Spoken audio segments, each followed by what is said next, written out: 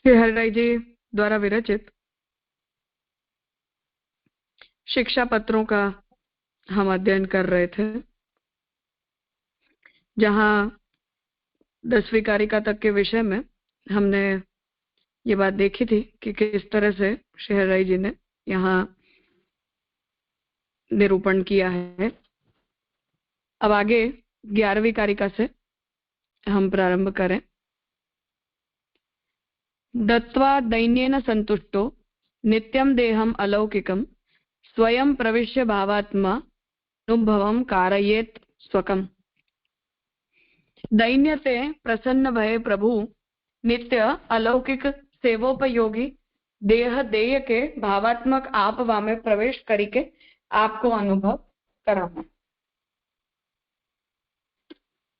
तो अब यहाँ जो तनुवित्तजा सेवा की प्रक्रिया से अलौकिक सामर्थ्य का जो संपादन महाप्रभु जी ने निरोध लक्षण सेवा फल आदि ग्रंथों में बताया है, उसी प्रक्रिया को यहाँ हरिराय जी समझाना चाह रहे हैं। टीका देख लें। ऊपर कहे ता प्रकार सेवा करे और दैन्य मन में न होए तो श्री ठाकुर जी संतुष्ट न होए। ताते दीनता करी सेवा करी श्री ठाकुर जी को प्रसन्न करी है, तब श्री ठाकुर जी प्रसन्न होए। काहे ते जो भगवान षडगुण पूर्ण ईश्वर के ईश्वर हैं, काहू वस्तु की अपेक्षा नहीं राखत हैं, एक प्रीति दीनता ही प्रसन्न करवे को उपाय है।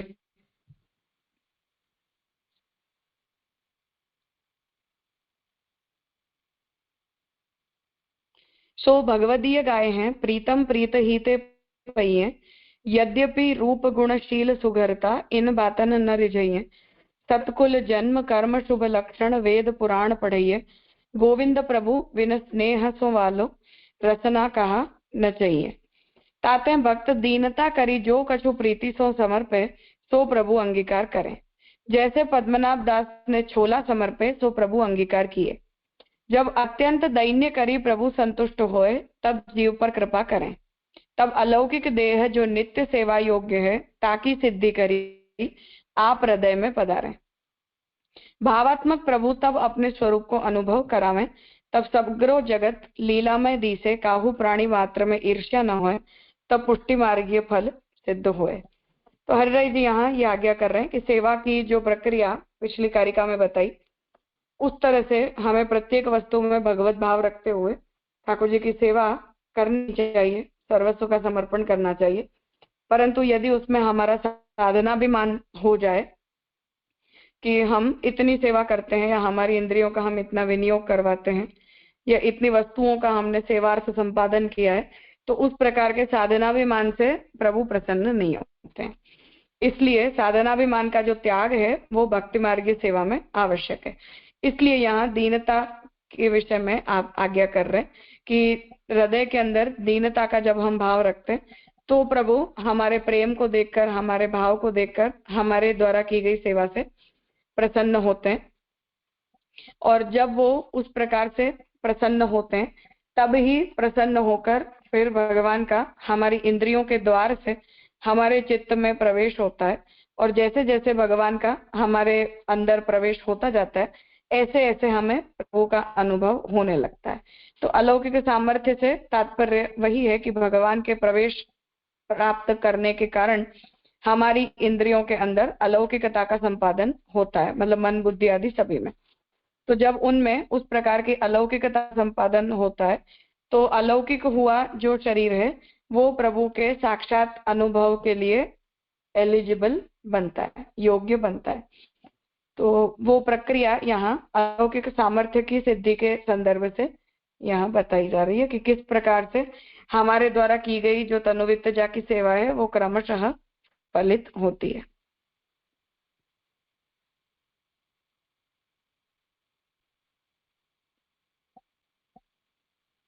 कुछ पूछना है?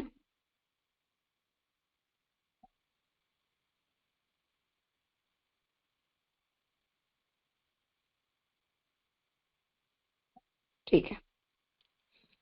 एवं विधम फलम नित्यम चिंतयन् चेतसा सदा कुर्यात् अत्यादरम कृष्ण सेवायामेव सर्वथा। पूर्व कहो ता प्रमाण भगवत सेवा में नित्य अविनाशी फल को चित्त सो निरंतर विचार करत प्रभु सेवा में ही आग्रह पूर्वक अति आदर करे। ऐसे पुरुषोत्तम फलात्मक तिनको चिंतन चित्त में सदा सर्वकाल कियो करे तो कबहु अन्य संबंध न होए। जो नित्य स्मरण न करे तो अन्य संबंध होए, ता करी आसुरी बुद्धि हो जाए। ताते ऊपर कहे ताही प्रकार दैन्य सो क्लेश आतुरता संयुक्त चिंतन करे और अति आदर पूर्वक भगवत सेवा करे। लौकिक में दिखावे के लिए प्रतिष्ठार्थ सेवा न करे। पुष्टि मार्गीय वैष्णव को मुख्य धर्म यही है। दास्य भाव सो फल सर्वोपरि जानी सेवा करे, अति आदर पूर्वक सदा सेवा करे।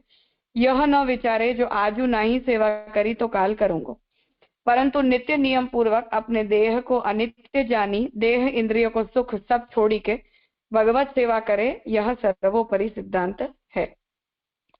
तो हरिराय जी यहाँ ये आज्ञा कर रहे हैं कि हमें अपने शरीर के द्वारा नित्य भगवत सेवा में प्रवृत्ति करनी चाहिए।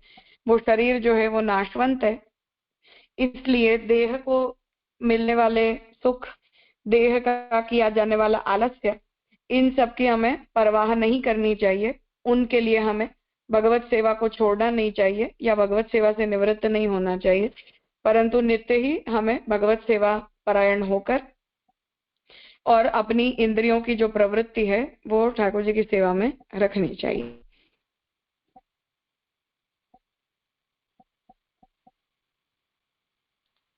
कोई प्रश्न है?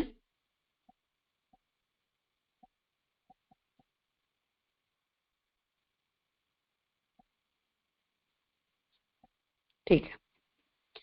साक्षात परोक्ष रूपत्वात् सेवा पूर्व विलक्षणा यथा गायन्त्य इत्यत्र भावः शबलितो मतः।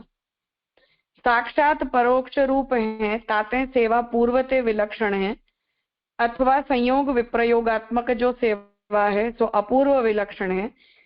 जैसे व्रजभक्तन को प्रथम स्वरूपानंद को अनुभव भयो, पाछे श्री ठाकुर जी अंतर्हित भये, तब गायन्ते उच्चरम एव संहता विचक्युरन मत्तकवद्वनाद्वनम, यह पंचाध्यायी के 30वें श्लोक अध्याय के श्लोक 4 में निरूपण किए। जो सब मिलके श्री ठाकुर जी को ही गुणगान करत भये और बावरे की नाई एक बनते दूसरे बन में ढूंढिवे लगे, फिर तदात्मक होए विनकी लीला करन लागे, वहां में संयोग विप्रयोगात्मक भाव निरूपण कियो है, तैसो ही भाव राखे। टीका। साक्षात और परोक्ष दो समय के स्वरूप संबलित होए सेवा करे। प्रथम सेवा समय साक्षात स्वरूप की सेवा करी संयोग रस को अनुभव करे। अनवसर में कुंज की लीला विचारी विचारी वियोग रस स्वरूप को अनुभव करे। जैसे व्रजभक्त रास पंचाध्यायी में अपने घर ते श्री ठाकुर जी के पास आए स्वरूपानंद को अनुभव किए, पाछे श्री ठाकुर जी अंतर ध्यान हुए विप्रयोग रस को अनुभव कराए। काहे ते जो प्रथम श्री ठाकुर जी स्वरूपानंद को अनुभव न करवाते तो अंतर्ध्यान में विप्रयोग दुख भक्तन को बहुत न हो। तो जैसे लौकिक में कोई धन पावे और फेरी धन नष्ट होए तो दुख बहुत मन में आवे, परी जाके पास जन्मते ही मूल में धन न होए सो दुख काहे को पावे। ता भांति गोपी जन थोरो सो अनुभव संयोग रस को कियो, पाछे अंतर ध्यान में विप्रयोग रस को अनुभव कियो। ता पाछे श्री ठाकुर जी प्रकट भये, तब जलस्थल क्रीड़ा सिद्ध भई। तैसे ही पुष्टि मार्ग में सेवा है। वैष्णव भगवत सेवा में साक्षात स्वरूपानंद को अनुभव करे ता समय सेवा संबंधी संयोग के कीर्तन करे, और जब अवसर होए तब परोक्ष दशा जानी विप्रयोग के कीर्तन, वेणुगीत, युगल गीत, गोपिका गीत आदि आतुरता सो गान करे। परोक्ष की सेवा होए तो सब सिद्ध करे, या भांति संयोग विप्रयोग विचारी सेवा करे तो आगे भाव बढ़े। सो प्रकार आगे श्लोक में कहते। तो अब जो अनुभव है वो फलानुभव कैसे होता है उसे यहाँ समझाना चाह रहे हैं कि सेवा जो है वो संयोगात्मक और विप्रयोगात्मिका होती है, इसलिए किसी भी एक प्रकार के भाव में स्थिरता हमारी नहीं होती है। साधन अवस्था में हमें दोनों का क्रमशः अनुभव होता है, और उन दोनों का इस प्रकार से चक्रवत जो परिवर्तनशील जो अनुभव है वही फलात्मक है, उसी से हमें फल का अनुभव होता है। ये बात यहाँ समझाना चाह रहे हैं। तो जब हम सेवा परायण होते हैं तो संयोग रस का हमें अनुभव करना चाहिए। जब ठाकुर जी की सेवा प्रत्यक्ष रूप से हमें प्राप्त नहीं होती, परिचर्या परायण होते हैं या कथा पक्ष परायण होते हैं, तब हमें विप्रयोग का अनुभव करना चाहिए। और उस प्रकार की विप्रयोग की अनुभूति के समय हमें अपने हृदय में गोपीजनों के उस भाव का चिंतन करना चाहिए। ऐसा चिंतन करते करते धीरे धीरे फिर हमारे हृदय में वो संयोग और विप्रयोग भाव का चक्रवत परिवर्तन होते होते फिर फलानुभूति की हमारी अवस्था आती है। ये यहाँ समझा रहे हैं। अब वो फल किस प्रकार से होता है वो आगे की कारिका से कहेंगे।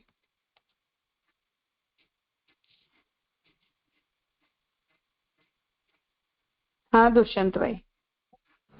जैसे दंडित प्रणाम। जैसे ये परोक्ष की सेवा क्या होती है? जो कीर्तन है वही है? हाँ कथा पक्ष। हाँ, क्यों इधर परोक्ष सेवा लिखी हुई है? हाँ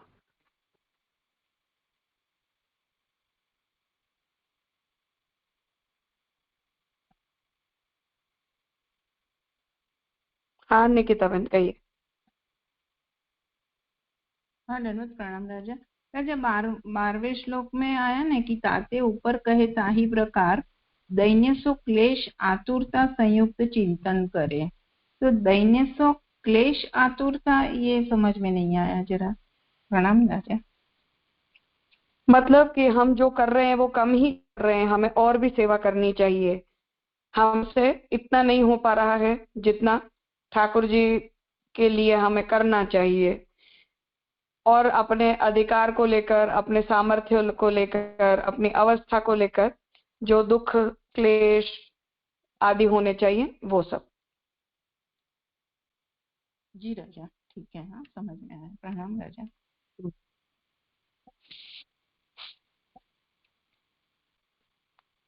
हाँ पारुल बहन। हाँ राजा प्रणाम। ये 13वें श्लोक का जो शब्दार्थ है ना, 2 लाइन, पहली 2 लाइन वो नहीं समझ आई। कॉन्टेक्स्ट समझ में आया, लेकिन जो बोल रहे हैं साक्षात परोक्ष रूप है ताते सेवा पूर्वते विलक्षण है, और दूसरी लाइन भी जो अपूर्व विलक्षण है वो नहीं समझ आया। पूर्वतः विलक्षण है का मतलब कि एक विलक्षण है मतलब अलग है। तो एक परोक्ष सेवा है जो कथा पक्ष है और एक प्रत्यक्ष सेवा है जो सेवा पक्ष है। तो विलक्षण का मतलब अलग है, ये कहना चाह रहे हैं। हम जनरली अपूर्व का, हाँ बोलिए। हाँ अब वो बता रही हूँ। अपूर्व विलक्षण का मतलब है कि ऐसे प्रकार से साधना का जो पक्ष है वो अन्य कोई प्रकार के साधन के अंदर उपलब्ध नहीं है, पुष्टि मार्गीय भक्ति मार्गीय सेवा के अतिरिक्त, ये कहना चाह रहे हैं। हाँ मैं वही बोल रही थी कि अपूर्व हम ऐसे समझते हैं ना, जो कभी आगे किसी ने कहा ना हो, बताया ना हो। तो ऐसा ही आप बोल रहे हैं कि संयोग जो अपनी रेगुलर संयोग विपर्यात्मक सेवा है वो अपूर्व है, इस तरह से। हाँ हाँ। तो ये पहले की लाइन बोलने का क्या तात्पर्य है कि परोक्ष मतलब कथा पक्ष है वो सेवा से अलग है, तो वो मतलब स्पेसिफाई क्यों कर रहे हैं, ऐसे मैं पूछ रही हूँ। सीधा मतलब यही कह सकते थे ना कि ये इस तरह से आप लोग करो, मतलब ऐसा मैं समझ नहीं, उसका कंट्रीब्यूशन है ना फलानुभूति में, इसलिए ये कहना जरूरी है। क्योंकि अगर हम ये कहते हैं कि एक यूनिफॉर्म संयोगानुभूति ही हमारे लिए फल है, तो वो पुष्टि मार्गीय फल का प्रकार तो हुआ नहीं। तो विप्रयोग यद्यपि साउंड नहीं करता है फल जैसा, परंतु फलानुभूति में उसका मेजर कंट्रीब्यूशन है, ये बताने के लिए कह रहे हैं कि अगर उसका इस प्रकार से चक्रवत परिवर्तन संयोग और विप्रयोग की अवस्थाओं का अगर नहीं होगा, तब फिर हमें उसमें ऐसी अनुभूति भी नहीं हो पाएगी। क्योंकि फिर हमारे अंदर जो सेवा है वो भी हमें फल योग्य लगनी बंद हो जाएगी, अगर वो कंटिन्यूअसली एक ही अनुभव हमें होता रहेगा तो।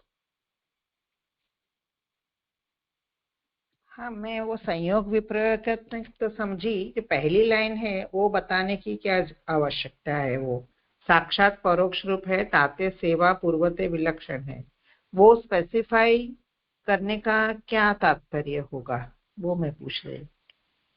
वो तात्पर्य ये है कि यद्यपि वो शारीरिक रूप से ठाकुर जी के स्वरूप के साथ का हमारा इंटरैक्शन नहीं दिखता है, या ऐसा नहीं लगता है कि हम एसोसिएटेड, मतलब हम सेवा कर रहे हैं ऐसा हमें नहीं लगता है, पर फिर भी उसे सेवा माना गया है इसलिए। हाँ, अभी स्पष्ट हुआ। और अभी जो निकिता बहन ने पूछा ना ये 12वें श्लोक में कि दैन्य सो क्लेश आतुरता संयुक्त चिंतन करे, तो उसका मैं ऐसे समझी जब आपने पढ़ाया तो, कि जैसे ब्रह्म समन मंत्र में हम बोलते हैं ना कि ताप क्लेशानंद हमारा तिरोभाव हो गया है, वो जता के हम आगे की बात कर रहे हैं, तो ऐसा इसका अर्थ हो सकता है? दोबारा कहिए। जो इसमें ताते ऊपर कहे ताही प्रकार दैन्य सो क्लेश आतुरता संयुक्त चिंतन करे, तो ये जब पढ़ा तो मुझे ऐसा समझ आया कि ब्रह्म समन मंत्र में जब हम बोलते हैं ना कि हम तो ताप क्लेश कुछ भी अभी अनुभव नहीं करके जो आगे की बात हम मंत्र में बोलते हैं, ऐसा समझ के हम दैन्य से चिंतन करे, ऐसा अर्थ ले सकते हैं क्या, ऐसा पूछ रहे? हाँ, ले सकते हैं। प्रणाम रजनी। ये भी ले सकते हैं, साक्षात और परोक्ष रूप है तो कठिनाई दूर हो जाती है। हाँ, वो तो है ही, प्रत्यक्ष और परोक्ष उस तरह से। हाँ, बस साक्षात और डाल दे तो अलग अलग हो जाती है, वो हाँ, जुड़ा हुआ वर्ड, इसके लिए तकलीफ हो रही है सबको।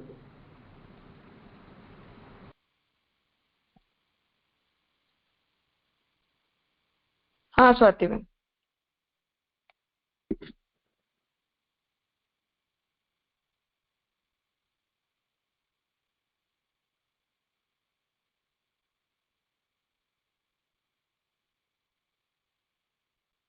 हेलो। हाँ राजा, दंडवत प्रणाम। हाँ, हाँ, ये जो सेंटेंस है परोक्ष की सेवा होए तो सब सिद्ध करे, तो वो संयोग के बाद परोक्ष हो रहेगा तो ही ना, विप्रयोगवादी होने के कारण खाली परोक्ष तो नहीं रहेगा ना। परम फल की अनुभूति विप्रयोगानुवस्था की होती है, वो हरिराई जी कहते हैं, संयोग को डिनाई नहीं कर देते। या लिए यहाँ खाली परोक्ष लिखियो है, परोक्ष की सेवा हो तो सब सिद्ध करे। नहीं, ऐसा नहीं है, यहाँ तो उन्होंने उसी अर्थ में कहा है कि हमारी साधना का जो क्रम है, उस साधना के क्रम में इसका चक्रवत परिवर्तन नेसेसरी है। तो आगे संयोग की बात आ गई वाली, यहाँ पे खाली परोक्ष की बात कर रहे हैं बाद में। हाँ, अब आगे फल की जो बात करेंगे ना, वहां विशेष कहेंगे इस बार। ठीक है।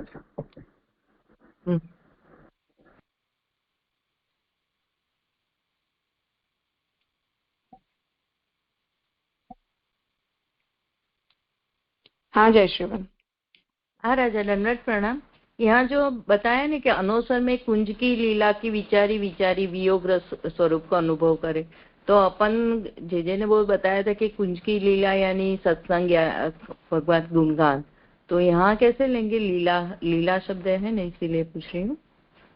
नहीं, यहाँ तो जो ब्रज भक्तों के साथ ठाकुर जी रमण करते हैं ना, इसीलिए टीका में फिर गोपी गीत का वो स्पष्ट किया है ना। वो रमण करते वही लीला का विचार करके वियोग रस, तो अपन को हाँ, भी वही। हाँ, ब्रज भक्तों को जैसा विप्रयोग फील होता है वो।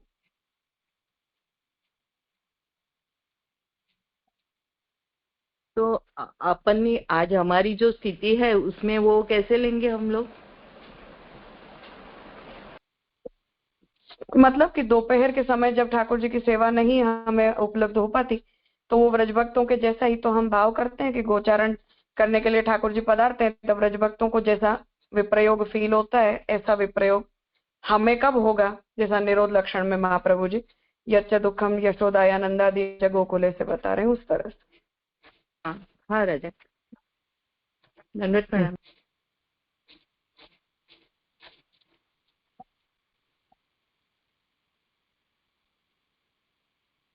ठीक है, आगे। तदुत्तरं यथा भावः केवलो विरहात्मकः फलं तथैव चात्रापि फलता केवलस्य ही। पूर्व श्लोक में जो भाव निरूपण कियो है सो भाव प्राप्त भय पीछे जैसो केवल विरहात्मक भाव होए तैसो ही यह पुष्टि मार्ग में हूँ फल होए। काहे जो केवल विरहात्मक भाव फलरूप है। टीका। ऊपर कहे ता प्रकार भगवत सेवा गुणगान करे तो संयोग विप्रयोग दो भाव वेष्टित होए करे तो ता करी उत्तर दल जो केवल विरहात्मक भाव ताको दान प्रभु करे सो फल शुद्ध पुष्टि मार्ग में सर्वोपरि है। या उपरांत और कोई फल नहीं। जहां उत्तर दल विरहात्मक भाव का को दान श्री आचार्य जी दिए तब सर्व फल की सिद्धि हो चुकी। विप्रयोग में सकरो पदार्थ प्रभु रूप ही दिसे तब भगवत सेवा में संयोग हूँ में विप्रयोग होए। प्रभु के दर्शन में पलक आड़ी परे तो विप्रयोग होए विकल होए। प्रेम लहरी में यह जाने जो प्रभु मोकु छोड़ी कहूँ गए। यह साक्षात विरह वनांतर की लीला स्मरण करी विकल होए।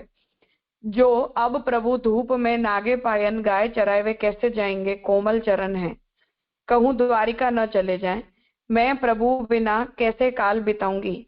या प्रकार कोटान कोटि विप्रयोग की लहरी संयोग रसमय मन में रहे। लौकिक देह संबंधी भोग सब छूटी जाए तब जानिए जो प्रेम लक्षणा भक्ति की प्राप्ति भई यह मुख्य रस है। अब यहाँ हरिराय जी विप्रयोग को फल के रूप में स्पष्ट कर रहे हैं कि जो विप्रयोग की अवस्था है उसमें वो उत्तर दल है। तो प्रारंभिक रूप से हम संयोग का और विप्रयोग का चक्रवत परिवर्तन का अनुभव करते रहते हैं। फिर अंततः जब हमारा भाव विप्रयोग में दृढ़ हो जाता है तो विप्रयोग में उस भाव का दृढ़ होना ही फल कहलाता है। तो जब वो विप्रयोग में हमारा भाव फलित हो जाए उस फल की जब उस अवस्था में सिद्धि हो जाती है तो वही सिद्धि फल रूप कही जाती है।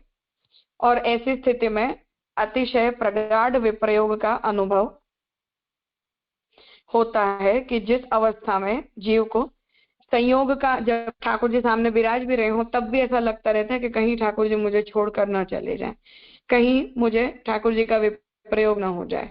तो उस प्रकार का जो भय है विप्रयोग का भय वो भी संयोग काल में भी विप्रयोग का भय बना रहता है। ये प्रेम लक्षणा भक्ति हरिराय जी की दृष्टि से फल रूपा अवस्था है जिसकी सिद्धि अंततः जाकर जीव को होती है।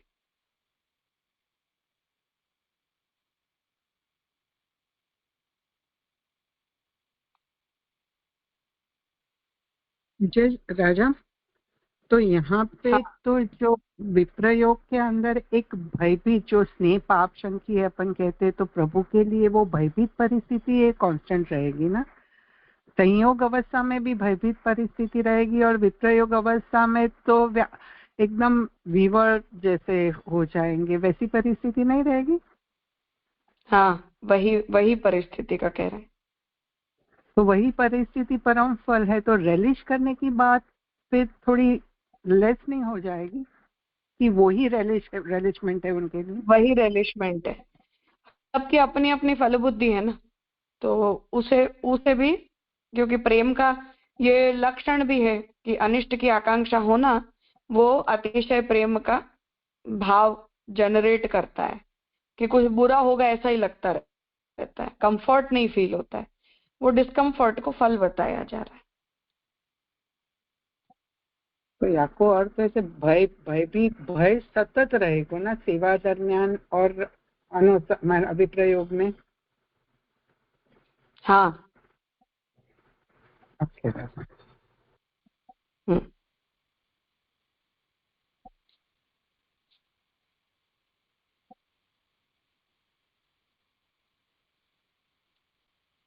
हाँ प्रीति बहन। दंडवत प्रणाम जैसे।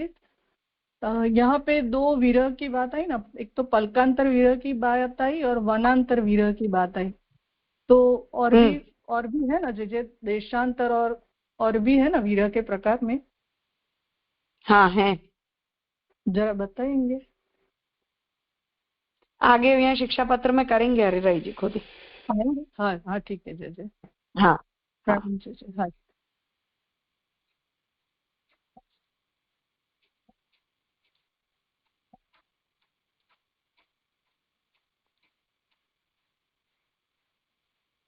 ठीक है, तो आज का विषय यहाँ रखते हैं, आगे का कल करेंगे।